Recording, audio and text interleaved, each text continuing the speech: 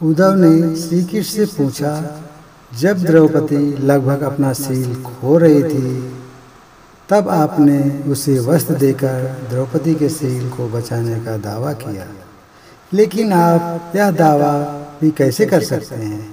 उसे एक आदमी घसीटकर भरी सभा में लाता है और इतने सारे लोगों के सामने निरस्त करने के लिए छोड़ देता है। एक महिला का शील क्या बचा? आपने क्या बचाया?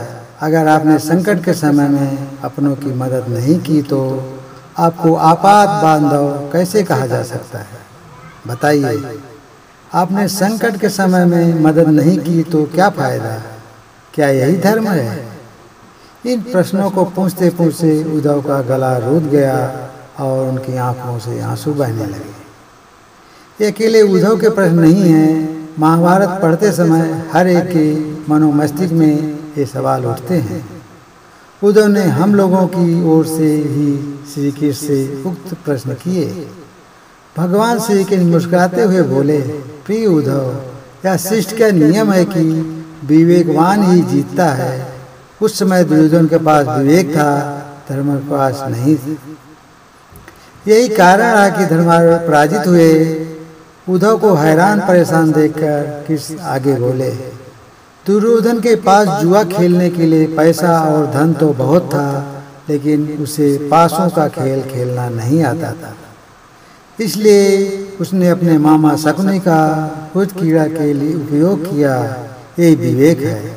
धर्मराज भी इसी प्रकार सोच सकते थे और अपने चचेरे भाई से पेशकश कर सकते थे कि उनकी तरफ से मैं खेलूंगा। जरा विचार करो कि अगर शकुनी और मैं खेलते तो कौन जीतता? पासे के अंक उनके अनुसार आते या मेरे अनुसार? चलो इस बात को जाने दो, उन्होंने मुझे खेल में शामिल नहीं किया, इस बात के लिए उन्हें माफ किया जा सकता है।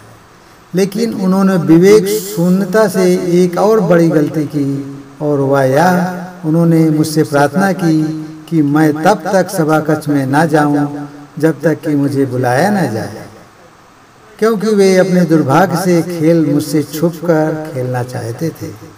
वे नहीं चाहते थे मुझे मालूम पड़े कि वे जुआ खेल रहे हैं। इस प्रकार उन्होंने मुझे अपनी प्रार्थना से बांध दिया, मुझे सभा कक्ष में आने की अनुमति नहीं दी। इसके बाद भी मैं कक्ष के बाहर इंतजार कर रहा था कि कब कोई मुझे बुलाता है। भीम, अर्जुन, नकुल और सहदेव सब मुझे भूल गए, बस अपने भाग्य और दुर्योधन को कोसते रहे। अपने भाई के आदेश पर जब दुशासन द्रौपदी का बाल पकड़कर घसीटता हुआ सभा कक्ष में लाया, द्रौपदी अपनी सामर्थ्य के अनुसार जूझती रही, तब भी उसने मुझे नहीं पुकारा। उसकी बुद्धि तब जागृत हुई जब दुशासन ने उसे निरस्त करना प्रारंभ किया। जब उसने स्वयं पर निर्भरता छोड़कर हरि हरि अभयम कृष्णम अभयम की गुहार लगाई, तब मुझे उसके शील की रक्षा का अवसर मिला। जैसे ही मुझे पुकारा गया, मैं अविलंब पहुंच गया। अब इस स्थिति में मेरी गलती बताओ। उद्धव बोले, कान्हा, आपका स्पष्टीकरण प्रभावशाली अवश्य है, किंतु मुझे पूर्ण संतुष्टि नहीं हुई। क्या मैं एक और प्रश्न पूछ सकता हूँ? किसकी अनुमति से उद्धव ने पूछा। इसका अर्थ यह हुआ कि आप तभी आओगे जब आपको बुलाया जाएगा। क्या संकट से घिरे अपने भक्तों की मदद करने आप स्वतः नहीं आओगे? कृष्ण मुस्कुराए। उद्धव, इस सृष्टि में हरेक का जीवन उसके स्वयं के कर्म फल के आधार पर संचालित होता है। न तो मैं इसे चलाता हूँ और न ही इसमें कोई हस्तक्षेप करता है। मैं केवल एक साक्षी हूँ। मैं सदैव तुम्हारे नजदीक रहकर जो हो रहा है उसे देखता हूँ।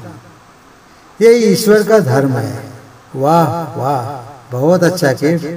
तो इसका अर्थ यह हुआ कि आप हमारे नजदीक खड़े रहकर हमारे सभी दुष्कर्मों का निरीक्षण करते रहेंगे।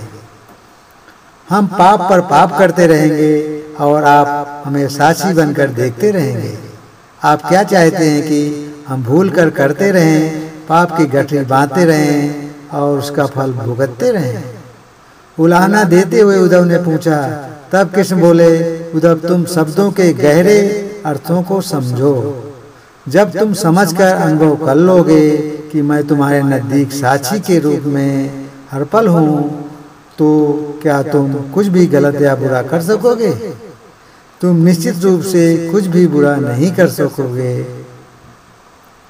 जब तुम यह भूल जाते हो और यह समझने लगते हो कि मुझसे छुपकर कुछ भी कर सकते हो, तभी तुम मुसीबत में फंसते हो। कृष्णम बंदे जागत गुरु।